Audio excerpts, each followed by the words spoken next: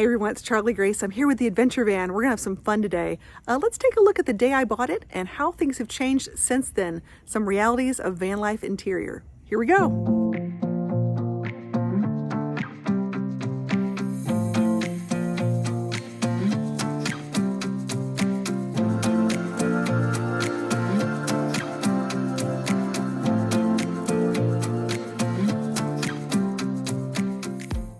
This is going to be the funny truth about some of the realities of a camper van interior space. If you buy a camper van from an RV sales lot, you're probably going to have many similar items to mine, but maybe a slightly different floor plan. I have a 2021 Dodge Ram ProMaster 350 van with a build-out model of a Thor Sequence 20L. I'll leave a link in the description for the specs if you're interested in learning more about my model. Do you remember that new car smell when you bought your first car? Well, I remember that new van smell when I picked it up, driving my new adventure van off the lot for the first time and gazing at it being so shiny and clean. It was a pretty great feeling. I remember saying to myself that I'd better take a photo because I knew it was all about to change. This wasn't my first RV, so I knew that I'd have to make a few minor adjustments to make it more dog-friendly for my forever best friend, Rosie Bell Dog. So step one, make a video to remember how shiny new it is and remember those clean and uncluttered days. Step two, do a shakedown trip. Dog-proof the van and work out all the kinks. For those of you who have been following me for a while, you remember the fun list of items that need to be repaired when I got back, including the window debacle causing my bed to become a waterbed. That was fun. I also became a supreme lover of packing cubes and rope baskets for not only the organization, but for the quiet sounds it barely made when driving down the road. After now having my van for almost a year, here's a list of things that show you the reality of van life versus the Instagram dream photos. First, let's talk about the bed. I don't care how many times a salesperson will brag about the bed, it's never that comfy. After a couple nights of horrible sleep, I had to go buy a mattress topper, cut it to size, and then wrap it with a waterproof mattress cover. Remember that gushing water from the window incident? I'm not letting that ruin my sleep ever again. Next, the driver and passenger seats are super comfortable, but the dog also thought so too.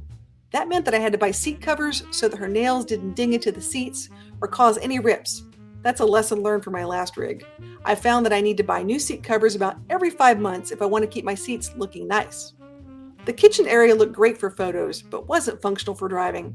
The microwave really needed to be stuffed with kitchen towels to keep the glass plate from rattling as I was driving down the road. The glass propane cooktop cover also rattled and frankly made me nervous to put anything on top of it.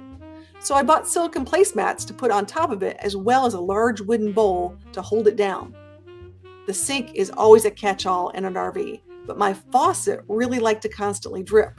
So the nice pretty cover that was on the sink really had to be put on a slant as the faucet would drip for at least 4 states as I was driving down the highway. Once again, I'm back to water issues. The view out my windows all around the van are amazing to look out into nature, but not so much when it's 90 degrees in the south with super high humidity. My windows quickly became covered with Reflectix to reflect the hot sun away and help keep the van cool. It did make a big difference.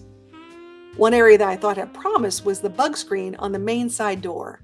It was also a great selling point, but it's not really dog-proof. I had dreams of working with the door open and the screen allowing the fresh air in. Then my dog caught sight of a critter in the distance and decided that screen door was merely just a suggestion. That was a fun day. As you can see, even the most well-thought-out camper van is never a one-size-fits-all. Whether you buy pre-made, hire someone to build, or try to do it yourself, there will always be adjustments that you learn the longer you use your van. I want to give a shout out to my van life and RV community. Thanks for being so welcoming and putting up with this crazy redhead. I look forward to meeting many of you at the Meetups this year. If you want to see what meetups are happening this year, please look for the meetup link in the description of this video. For all my friends and followers who've been binge watching van life videos, please tune back in each week as I'll be adding to the collection to give you more insights, tips, and funny stories. After all, there's nothing funnier than the truth. Thanks for watching. Don't forget to hit that like button and subscribe, and hit the bell to be notified so you know when new videos come out. See you next time on Charlie Grace Adventures.